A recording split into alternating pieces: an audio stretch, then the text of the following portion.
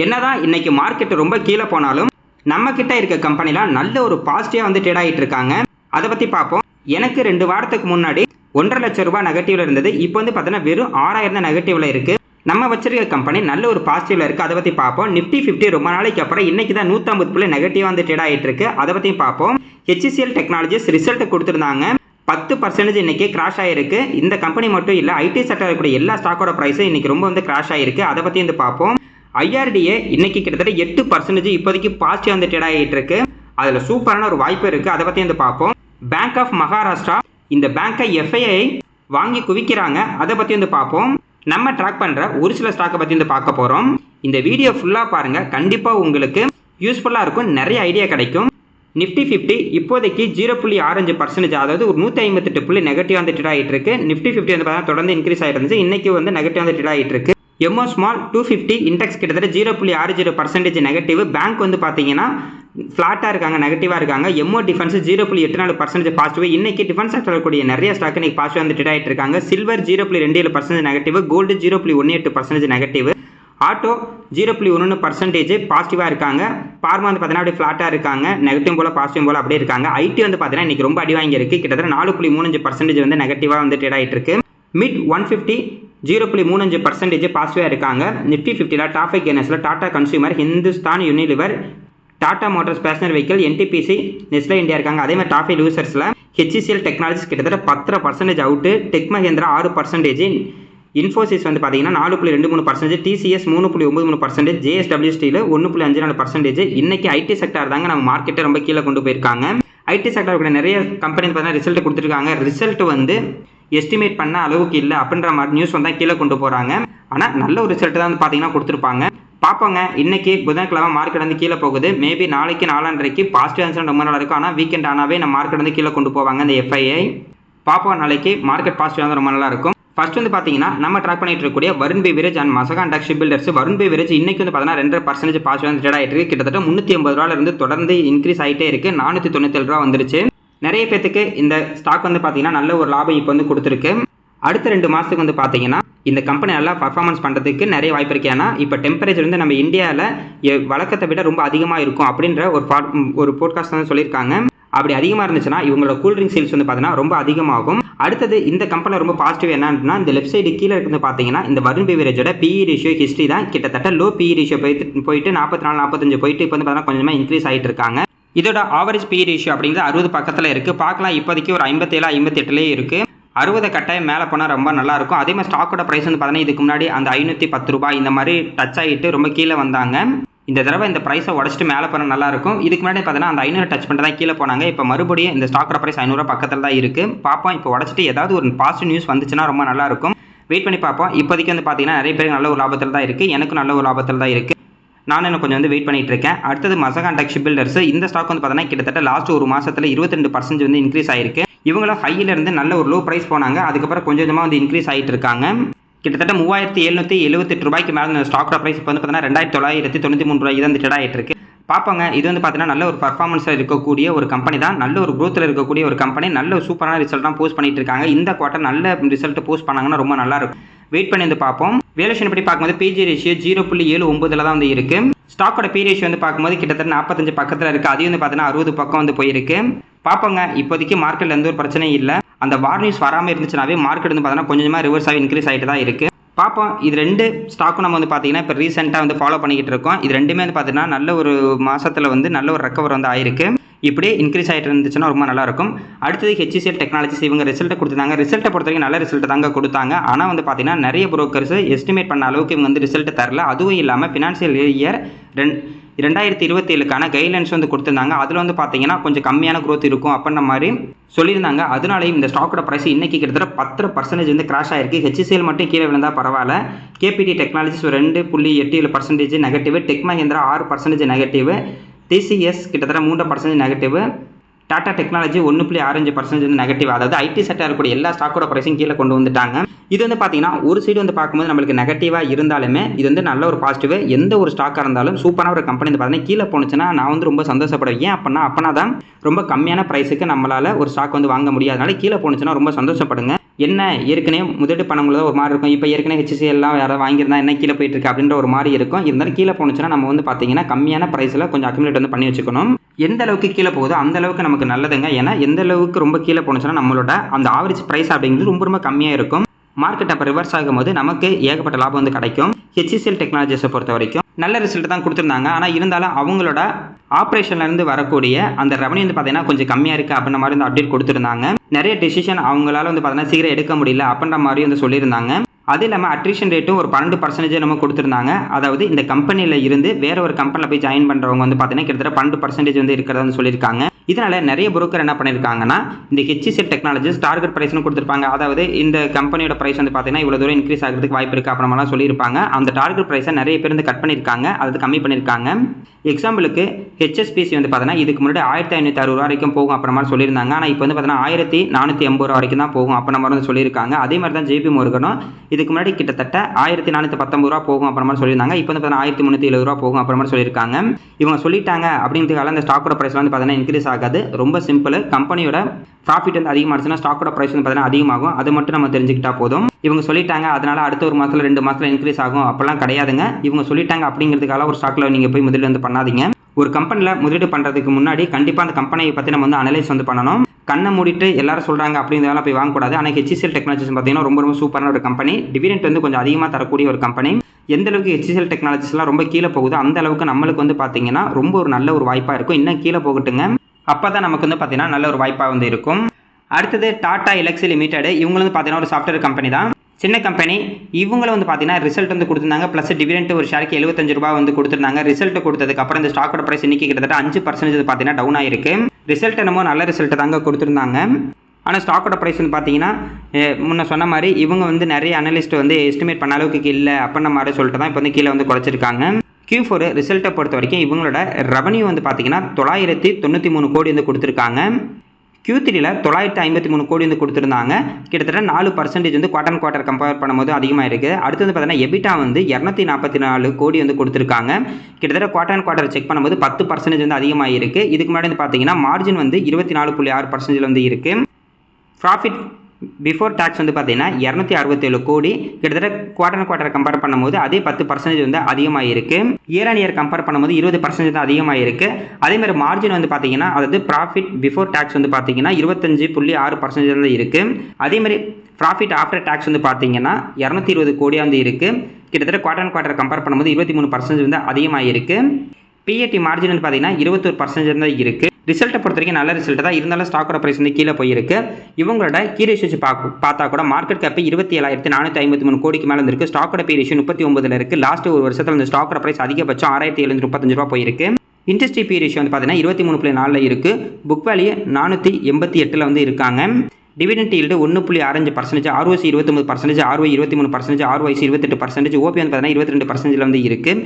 Internship value 2212 இருக்காங்க. PG ratio நெகட்டிவ்ல இருக்குது, negative 14 ரூபா. இந்த மாதிரி நெகட்டிவ்ல இருந்துச்சுன்னா அந்த கம்பெனிக்கு வந்து பார்த்தீங்கன்னா கொஞ்சம் நெகட்டிவாக வந்து இருக்கும். இந்த பிஜி ரேஷியோ இவங்க கண்டிப்பாக வந்து பார்த்தீங்கன்னா சரி பண்ணி ஆகணும். அதாவது இவங்க நல்ல ஒரு குரோத் கொடுத்தாங்கன்னா அப்போ தான் பிஜி ரேஷியோ வந்து பார்த்தீங்கன்னா சேஞ்ச் ஆகும். இப்போதைக்கு இந்த பிஜி ரேஷியோ நெகட்டிவ்ல இருக்கிறது, இந்த ஸ்டாக் வந்து நெகட்டிவ் தான். டெப்டி ஈக்விட்டி 0.05 இருக்குது. பிரைஸ் டு புக் வேல்யூ பார்க்கும்போது 9 வந்து இருக்குது.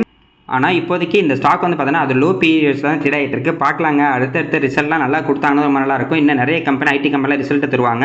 அந்த ரிசல்ட்லாம் கம்மியாக கொடுத்தாங்கன்னா இன்னமும் இந்த ஸ்டாக்கோட ப்ரைஸ்லாம் பார்க்குறதுனா கீழே போடுறதுக்கு நிறைய வாய்ப்பு இருக்குது.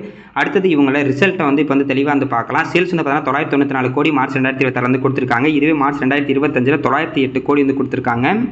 OPM பர்சன்டேஜ் வந்து பாருங்கள், இதுக்கு முன்னாடி அதாவது மார்ச் 2025 23% தான் இருந்திருக்கு. ஆனால் இப்போ வந்து பார்த்தீங்கன்னா 25% தான் இருக்குது. அதுவும் இல்லாமல் நெட் ப்ராஃபிட் மார்ச் 2025 172 கோடியும் மார்ச் 2026 220 கோடி வந்து கொடுத்துருக்காங்க. அதேமாதிரி குவார்டர் செக் பண்ணால் கூட போன குவார்ட்டரில் 109 கோடி தான் வந்து நெட் ப்ராஃபிட் கொடுத்துருக்காங்க. இந்த தடவை பார்த்தீங்கன்னா 220 கோடி நெட் ப்ராஃபிட்டாக கொடுத்துருந்தாங்க.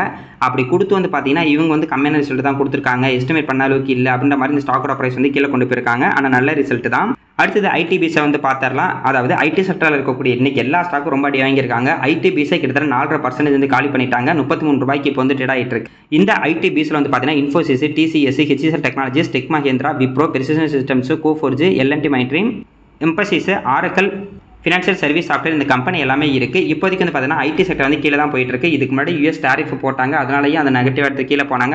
அடுத்தது ஈரான் இஸ்ரேல் வார் இருந்துச்சு, அப்பயும் இவங்க கீழே போனாங்க. இப்போயும் வந்து பார்த்தீங்கன்னா இப்போ ரிசல்ட் சரியில்லை, அப்போ மாதிரி கீழே போயிருக்காங்க. ஏன் அப்படின்னா இவ்வளோ நாளாக யூஎஸ் டாரிஃப் வந்து போட்டனால அதோட ரிசல்ட் இப்போ தான் கொடுத்துட்டு இருக்கனால இந்த மாதிரி கீழே போகும். பார்ப்போங்க, இன்னும் கீழே போகட்டும். எந்த அளவுக்கு கீழே போகுதோ கண்டிப்பாக நம்மளுக்கு ஐடி செக்டர் வந்து பார்த்தீங்கன்னா நல்ல ஒரு வாய்ப்பு வந்து இருக்குது. இப்படியே கீழே போயிட்டு இருக்கோம் அப்படிலாம் கிடையாது. ஒரு கட்டத்துக்கு அப்புறம் வந்து பார்த்தீங்கன்னா ரிவர்ஸ் ஆகும். அது வரைக்கும் மற்ற செக்டர்லாம் இன்க்ரீஸ் பண்ணிட்டு இருப்பாங்க, ஐடி வந்து கீழே கொண்டு போயிட்டே இருப்பாங்க. அடுத்தது என்ன பண்ணுவாங்கன்னா கொஞ்சம் நாளைக்கு அப்புறம் ஐடி மேலே போகும், மற்ற செக்டர்லாம் கீழே போகும். அதுக்கேற்ற மாதிரி நம்மளும் வந்து பார்த்தீங்கன்னா முதலீடு வந்து சேஞ்ச் பண்ணிக்கலாம். பார்ப்போம் என்ன இது வரைக்கும் கீழே போகுதோ போயிட்டு போகுது. அடுத்தது IRDA Indian renewal energy development agency limited இன்னைக்கு வந்து பார்த்தீங்கன்னா 8% இந்த ஸ்டாக்கோட பிரைஸ் வந்து இன்க்ரீஸ் ஆயிருக்கு. கரண்ட் பிரைஸ் 139 ரூபாய்க்கு வந்து ட்ரேட் ஆகிட்டு இருக்கு. இந்த ஸ்டாக்கை பற்றி நம்ம அடிக்கடி வந்து சொல்லியிருக்கோம். இவங்க வந்து பார்த்தீங்கன்னா ரினியூவல் செக்டரில் இருக்கக்கூடிய ஒரு ஃபைனான்ஸ் கம்பெனி. அது ரினியூவல் செக்டரில் இருக்கக்கூடிய கம்பெனிக்கெலாம் ஃபைனான்ஸ் வந்து கொடுத்துட்டு இருக்காங்க. நம்ம இந்தியாவை பொறுத்த வரைக்கும் ரினியூவல் எனர்ஜி இப்போ நல்ல ஒரு growthல வந்து இருக்குது. நம்ம இந்தியா மட்டும் கிடையாதுங்க, வேர்ல்டு வைடு பார்க்கும்போது எல்லா கம்பெனி ரினியூவல் எனர்ஜிக்கு அதிகமான முக்கியத்துவம் வந்து கொடுத்துக்கிட்டு இருக்காங்க. ஏன் அப்படின்னா இப்போ வந்து கோல்லேருந்து நம்ம கரண்ட் தயாரிக்கும் போது அதுக்கு செலவு வந்து பார்த்தீங்கன்னா கொஞ்சம் அதிகமாகிட்டு இருக்கு. ஆனால் ரினியூவல் எனர்ஜியில் இருந்து நம்ம எடுக்கக்கூடிய அந்த கரண்ட் வந்து பார்த்தீங்கன்னா ரொம்ப கம்மியான செலவு தான் ஆகுது கோலை வந்து கம்பேர் பண்ணும்போது. அதனால தான் மேக்ஸிமம் நம்ம கவர்மெண்ட் வந்து பார்த்தீங்கன்னா ரினியூவல் எனர்ஜிக்கு அதிக ஃபோக்கஸ் கொடுக்குறாங்க. அதுவும் இல்லாமல் இப்போ கோல் மற்றதெல்லாம் வந்து பார்த்தீங்கன்னா ஃபாரின்லேருந்து இம்போர்ட் பண்ணுற மாதிரி இருக்குது, வேறன்ட்டு வாங்குற மாதிரி இருக்குது. இதுபோல் நம்ம சோலார் விண்டு இப்போ போயிட்டோம் அப்படின்னா நம்மளாம் வந்து பார்த்தீங்கன்னா நம்ம இந்தியாவிலே நம்மளுக்கு தேவையான கரண்ட்டை வந்து தயாரிச்சிக்கலாம். அந்த ஃபோக்கஸ்லேயும் எல்லா கண்ட்ரியும் வந்து இருந்துகிட்டு இருக்காங்க. இதுக்கப்புறம் கரண்ட்டோட தேவை ரொம்ப அதிகமாகவே வந்து இருக்கும். இருக்க நம்ம டிஜிட்டல் வைஸ் மாற வந்து பார்த்தீங்கன்னா அதிகமான கரண்ட் வந்து தேவைப்படும். அதனால் முடிஞ்ச அளவுக்கு நம்ம இந்தியா வந்து பார்த்தீங்கன்னா சோலார் ப்ளஸ் விண்டு வந்து பார்த்தீங்கன்னா ரொம்ப ஃபோக்கஸ் வந்து பண்ணிகிட்டு இருக்காங்க. இது வந்து பார்த்தீங்கன்னா இந்த கம்பெனிக்கு ரொம்ப பாசிட்டிவாக வந்து இருக்கும். இப்போ வந்து பார்த்தீங்கன்னா லிஸ்டானது இவங்க டிவிடெண்ட் தராமல் இருந்தாங்க. ஆனால் இந்த வருஷம் பார்த்தீங்கன்னா டிவிடெண்ட் வந்து கொடுத்துருக்காங்க. கிட்டத்தட்ட 60 பைசா நம்ம ஒரு ஷேருக்கு வந்து கொடுத்துருந்தாங்க. பார்க்கலாம், அடுத்தடுத்த டிவிடெண்ட் வரதுக்கு நிறைய வாய்ப்பு இருக்குது. இப்போ இந்த ஸ்டாக்கோட மார்க்கெட் கேப் வந்து பார்த்தீங்கன்னா 38,627 கோடிக்கு மேலே வந்து இருக்குது. ஸ்டாக்கோட PE ரேஷியோ 20 இருக்குது, இன்ட்ரெஸ்ட் PE ரேஷியோ 19 வந்து இருக்குது. புக் வேலை 46 ரூபாய், dividend yield 0.47%, ROC 9.37%, ROE 18%, ROIC 9.37%, OP வந்து பார்த்தீங்கன்னா 88%. ஓவரால் அந்த பர்சன்டேஜ் ரொம்ப சூப்பரான ஒரு பர்சன்டேஜ். இன்டென்சிவ் வேல்யூ 105 ரூபாய் இருக்குது. PG ரேஷியோ 0.53 இருக்குது. PG ரேஷியோ வந்து பார்த்தீங்கன்னா 2க்கு கீழே தான் வந்து இருக்குது. டெப்ட் ஈக்விட்டி 5.41, இது வந்து பார்த்தீங்கன்னா நார்மல் தான். ஏன்னா இவங்க ஒரு ஃபைனான்ஸ் கம்பெனி அப்படிங்கிறனால டெப்ட் ஈக்விட்டி கொஞ்சம் அதிகமாக தான் இருக்கும். பிரைஸ் டு புக் வேல்யூ பார்க்கும்போது 3ல் வந்து இருக்குது. ஓவராலாக இந்த ரேஷியோ பார்த்தீங்கன்னா ரொம்ப சூப்பரான ஒரு ரேஷியோ. இவங்களோட CAGR வந்து எடுத்து பார்த்தா கூட லாஸ்ட் ஒரு 5 வருஷத்தை வந்து பார்க்கும்போது சேல்ஸ் கொடுத்து 23%, ப்ராஃபிட் கொடுத்து 51% வந்து இருக்குது. 2% சூப்பரான ஒரு பர்சன்டேஜ். ஸ்டாக்கோட ப்ரைஸ் வந்து பார்த்தீங்கன்னா லிஸ்ட் ஆகி 3 வருஷம் கூட முடியல. ஆனால் லாஸ்ட் ஒரு வருஷத்தில் 28% நெகட்டிவ் ரிட்டர்ன் வந்து கொடுத்துருக்கு. கிட்டத்தட்ட 280 ரூபாவை என்னமோ போணுச்சு. அதுக்கப்புறம் வந்து பார்த்தீங்கன்னா ரொம்ப லோ ப்ரைஸ் போயிட்டு இப்போ கொஞ்சமாக ரிவர்ஸ் ஆகிறாங்க. ரிட்டர்ன் ஈக்விட்டி வந்து பார்த்தீங்கன்னா கிட்டத்தட்ட 17% வந்து இருக்குது. இப்போ எப்படி வந்து பார்த்தீங்கன்னா இப்போ ஃபைனான்ஸ் செக்டர்லேயே அதுவும் இந்த பவர் செக்டரில் வந்து பார்த்தீங்கன்னா PFC RES லிமிட்டட்லாம் இப்போ வந்து நல்ல ஒரு க்ரோத்லையும் நல்ல ஒரு டிவிடெண்ட் கொடுத்துருக்காங்க. மினிமம் ஒரு 5 to 6% டிவிடெண்ட் எல்லாம் கொடுத்துட்ருக்காங்க. அதே மாதிரி ஃபியூச்சரில் இந்த கம்பெனியும் நிறைய டிவிடெண்ட் கொடுக்கறதுக்கு நிறைய வாய்ப்பு இருக்குது. சூப்பரான ஒரு கம்பெனி. அடுத்தது பேங்க் ஆஃப் மகாராஷ்டிரா. இந்த பேங்க் வந்து பார்த்தீங்கன்னா இப்போ லாஸ்ட் 2-3 குவார்ட்டராகவே FI வந்து வாங்கிக்கிட்டே வந்து இருக்காங்க. போன வருஷம்லாம் FI வந்து பார்த்தீங்கன்னா வெறும் 1.5% என்னமோ தான் வந்து பார்த்தீங்கன்னா ஷேர் ஒன்று வச்சுருந்தாங்க. ஆனால் இந்த வருஷம் வந்து பார்த்தீங்கன்னா ஒரே வருஷத்தில் கிட்டத்தட்ட 5%, அதாவது 4% ஷேர் வந்து பார்த்தீங்கன்னா இன்க்ரீஸ் வந்து பண்ணியிருக்காங்க. FI வந்து வாங்கிக்கிட்டே வந்து இருக்காங்க. இந்த பேங்க்கை பற்றி நம்மளுக்கு எல்லாருமே தெரியுங்க. ஏன்னா பேங்க்கோட பிஸ்னஸ் என்னன்னு நம்மளுக்கு எல்லாமே தெரியும். இவங்க வந்து பார்த்தீங்கன்னா ட்ரெஷரி, கார்பரேட், ஹோல்சேல் பேங்கிங் வந்து இருக்காங்க. ரீட்டைல் பேங்கிங் வந்து பண்ணிட்டு இருக்காங்க. அதுக்கப்புறம் மற்றபடி பேங்கிங் என்னென்ன ஆப்ரேஷன் பண்ணாமல் எல்லாமே இவங்க வந்து பார்த்தீங்கன்னா பண்ணிட்டு இருக்காங்க. இவங்களோட ரெவன்யூ வந்து பார்த்தீங்கன்னா ரீட்டைல் பேங்கிங்கில் 46% வந்து இப்போதைக்கு வந்து பார்த்தீங்கன்னா வருமானம் வந்துகிட்டு இருக்கு. கார்பரேட் அண்ட் ஹோல்சேல் பேங்கிங்கில் 35% இவங்களுக்கு வந்து பார்த்தீங்கன்னா வருமானம் வந்துகிட்டு இருக்கு. மீதி எல்லாமே பார்த்தீங்கன்னா அதர்ஸில் வந்து போயிடும். மார்க்கெட் கேப்பு 62,532 கோடிக்கு மேலே வந்து இருக்குது. இந்த ஸ்டாக்கோட ப்ரைஸை பொறுத்த வரைக்கும் 81.49 ரூபா வந்து ட்ரேட் ஆகிட்டு இருக்கு. லாஸ்ட் ஒரு வருஷத்தில் கிட்டத்தட்ட 60% இந்த ஸ்டாக்கோட ப்ரைஸ் வந்து பார்த்தீங்கன்னா இன்க்ரீஸ் வந்து ஆயிருக்கு. 52 வீக் லோ 47 ரூபாய் இருக்குது. 52 வீக் ஹை வந்து பார்த்தீங்கன்னா 82 ரூபா. இப்போதைக்கு 52 வீக் ஹை பேக்கில் தான் இந்த ஸ்டாக் வந்து ட்ரேட் ஆகிட்டு இருக்கு. ஸ்டாக்கோட PE ரேஷியோ 8ல் வந்து இருக்குது. இன்ட்ரெஸ்ட் PE ரேஷியோ 8ல் தான் இருக்குது. புக் வேலை 43 ரூபா, dividend yield 1.82%, ROC 6%, ROE 22%, ROIC 6%, OP வந்து பார்த்தீங்கன்னா 68% வந்து இருக்குது. இன்டென்சிவ் வேல்யூ 113ல் வந்து இருக்குது. இப்போதைக்கு ஸ்டாக்கோட ப்ரைஸ் வந்து பார்த்தீங்கன்னா இன்டென்சிவ் வேல்யூ ரொம்ப கம்மியாக இருக்குது. PG ரேஷியோ 0.23ல் வந்து இருக்காங்க. டெப்ட் ஈக்விட்டி 11.6. இந்த டெப்ட் ஈக்விட்டி வந்து என்னதான் பேங்காக இருந்தாலும் 11 அப்படிங்கிறது கொஞ்சம் அதிகமாக இருக்குது. இது மேலே 8-9 இருந்துச்சுன்னா கொஞ்சம் நல்லா இருந்திருக்கும். ப்ரைஸ் டு புக் வேல்யூ பார்க்கும்போது 1.90 வந்து இருக்காங்க. இவங்களோட CAGR வந்து பார்க்கும்போது லாஸ்ட் 10 வருஷத்தில் சேல்ஸ் கொடுத்து 8%, ப்ராஃபிட் கொடுத்து பார்த்தீங்கன்னா 50% இருக்குது. ஆனால் லாஸ்ட் 5 வருஷத்தில் இவங்களோட சேல்ஸும் வந்து அதிகமாக இருக்குது. நெட் ப்ராஃபிட் வந்து பார்த்தீங்கன்னா அதிகமாக இருக்குது. ஸ்டாக்கோட ப்ரைஸை பொறுத்த வரைக்கும் லாஸ்ட் 10 வருஷத்தில் 10%, 10 வருஷத்துக்கு முன்னாடி இந்த ஸ்டாக்கில் ஒருத்தர் முதலீடு பண்ணியிருந்தாங்கன்னா வருஷம் 10% இந்த ஸ்டாக்கோட ப்ரைஸ் இன்க்ரீஸ் ஆயிருக்கும். இதுவே 5 வருஷத்துக்கு முன்னாடி பண்ணியிருந்தாங்கன்னா வருஷம் 28% ரிட்டர்ன் வந்து கொடுத்துருக்கோம். லாஸ்ட் 5 வருஷத்தில் நல்ல ஒரு ரிட்டர்ன் வந்து கொடுத்துருக்கு. ரிட்டர்ன் ஈக்விட்டி பார்த்தீங்கன்னா கிட்டத்தட்ட 20% வந்து இருக்குது. அடுத்தது இவங்களோட ப்ராஃபிட் அண்ட் லாஸ் ஸ்டேட்மெண்ட் வந்து பார்க்கலாம். மார்ச் 2015 பார்த்தீங்கன்னா இவங்களோட ரெவன்யூ 12,665 கோடி, நெட் ப்ராஃபிட் வந்து பார்த்தீங்கன்னா 465 கோடியாக இருந்திருக்கு. அதுக்கப்புறம் 2016 பாசிட்டிவாக ரிட்டர்ன் கொடுத்துருக்காங்க. ஆனால் 2017, 18, 19 வந்து பார்த்தீங்கன்னா நெகட்டிவ் ரிட்டர்ன், அதாவது இவங்க லாஸில் தான் ரன் ஆயிருக்காங்க. அதுக்கப்புறம் வந்து பார்த்தீங்கன்னா கொரோனா வந்ததுக்கப்புறம் இவங்களோட பர்ஃபார்மன்ஸ் வந்து ரொம்ப சூப்பராக வந்து இன்க்ரீஸ் ஆயிருக்கு. ரெவன்யூ சரி, நெட் ப்ராஃபிட்டும் ரொம்ப நல்லா வந்து இன்க்ரீஸ் வந்து பண்ணியிருக்காங்க. அது இல்லாமல் இப்போ ஓபிஎம் பர்சன்டேஜ் வந்து பார்த்தீங்கன்னா பாசிட்டிவாக வந்து கொண்டு வந்திருக்காங்க. இதுக்கு முன்னாடி நெகட்டிவ்ல இருந்தது, இப்போ வந்து பார்த்தீங்கன்னா நல்ல ஒரு பாசிட்டிவாக வந்து கொண்டு வந்திருக்காங்க. இது வந்து இந்த பேங்க்குக்கு ரொம்ப பாசிட்டிவாக வந்து இருந்துகிட்டு இருக்கு. மார்ச் 2026 இவங்களோட ரெவன்யூ 29,282 கோடி, நெட் ப்ராஃபிட் வந்து பாருங்க 7,017 கோடி வந்து கொடுத்துருக்காங்க. ஈரான் இருந்து பார்க்கும்போது சூப்பரான ஒரு பர்ஃபார்மன்ஸ் வந்து இவங்க கொடுத்துட்டு இருக்காங்க. அதனால தான் ஸ்டாக்கோட பிரைஸ் வந்து பார்த்தீங்கன்னா அதுக்கு ஈக்குவலாக வந்து இன்க்ரீஸ் ஆகிட்டு இருக்கு. ஷேர் ஹோல்டிங் பேட்டர்னை பொறுத்த வரைக்கும் ப்ரொமோட்டர் வந்து பார்த்தீங்கன்னா 73.60% வந்து இருக்குது. இதுவே வந்து பார்த்தீங்கன்னா எஃப்ஐட் வந்து 5.55%, டிஐட் வந்து 13.93%, ரீட்டைல் பீப்பிள்கிட்ட 6.93% தான் இப்போதைக்கு ஷேர் ஹோல்டிங் வந்து இருக்குது.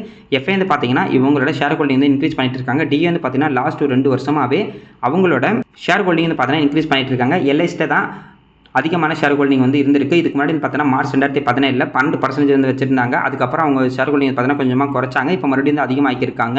கோட்டாக் வந்து பார்த்தீங்கன்னா இப்போதைக்கு 2.75% ஷேர் வந்து வாங்கியிருக்காங்க. ஆதித்யா பிர்லாவும் இதுக்கு முன்னாடி வந்து பார்த்தீங்கன்னா அவங்க கிட்ட கிடையாது. ஆனால் இந்த குவார்ட்டரில், அதாவது இந்த வருஷத்தில் வந்து பார்த்தீங்கன்னா 1.45% வந்து அதிகமாக இருக்காங்க. கீழே வந்து பார்த்தீங்கன்னா இந்த ஸ்டாக்கோட பி ரேஷியோ கிட்டத்தட்ட பி ரேஷியோ வந்து பார்த்தீங்கன்னா ஒரு 6.7 வந்து இருந்திருக்கு. அதிகபட்சம் வந்து பார்த்தீங்கன்னா இதுக்கு முன்னாடி ஒரு 13, 14 வரைக்கும் போயிருக்கு. இப்போதைக்கு ஸ்டாக்கோட பி ரேஷியோ இந்த 10 பக்கத்தில் தான் வந்து இருக்குது. பார்ப்போம், பேங்க் எந்த ஒரு பிரச்சனை இல்லை, அப்படியே இன்க்ரீஸ் தான் வந்து ஆகிட்டு இருக்கு. இப்போ இந்த மேக்ஸிமம் சார்ட் வந்து பாருங்கள். இந்த 2008 நல்ல ஒரு ஹை போனாங்க. கிட்டத்தட்ட இந்த சார்ட் படி வந்து பார்த்தீங்கன்னா ஒரு 90 ரூபா பக்கத்தில் போனாங்க. அதாவது 2008 போனாங்க. இன்னமும் அந்த ஹையை இந்த கம்பெனி வந்து தொடவே கிடையாது. அதாவது 2008 இந்த பேங்க் யாராவது வாங்கியிருந்தாங்கன்னா இன்னமும் வந்து பார்த்தீங்கன்னா கீழே தான் இருப்பாங்க. கிட்டத்தட்ட 18 வருஷமாக இந்த கம்பெனி வந்து பார்த்தீங்கன்னா இன்னமும் அந்த ஹையை போய் தொடாமல் இருக்குது. இது காரணம்னா அதுக்கப்புறம் நம்ம இதுக்கு முன்னாடி பார்த்தா அந்த ப்ராஃபிட் அண்ட் லாஸ் ஸ்டேட்மெண்ட்டில் வந்து பார்த்தீங்கன்னா அவங்க நெகட்டிவ் ரிட்டர்னாகவே கொடுத்துருக்காங்க. இபிஎஸ் எல்லாம் கம்மியாக இருக்குது. அதனால் ஒரு கம்பெனியில் நம்ம வந்து முதலீடு பண்ணும்போது தொடர்ந்து அவங்களோட sales plus net profit increase ஆகிற மாதிரி ஒரு கம்பெனி தான் நம்ம வந்து சூஸ் பண்ணணும். பார்ப்பாங்க, இப்போதைக்கு இந்த பேங்க் வந்து நல்லா தான் பர்ஃபார்மன்ஸ் பண்ணிட்டு இருக்காங்க. இதே பர்ஃபார்மன்ஸ் வந்து கண்டினியூ ஆனிச்சுன்னா இதுக்கு முன்னாடி இருந்த ஹையெல்லாம் உடச்சிக்கிட்டு வந்து மேலே போவாங்க. நம்ம வெயிட் பண்ணி தான் வந்து பார்க்கணும். இப்போதைக்கு மார்க்கெட் வந்து பார்த்தீங்கன்னா கொஞ்சம் நெகட்டிவாக தான் இருக்குது. நாளைக்கு பாசிட்டிவாக இருந்தால் ரொம்ப நல்லாயிருக்கும். வெயிட் பண்ணி பார்ப்போம்.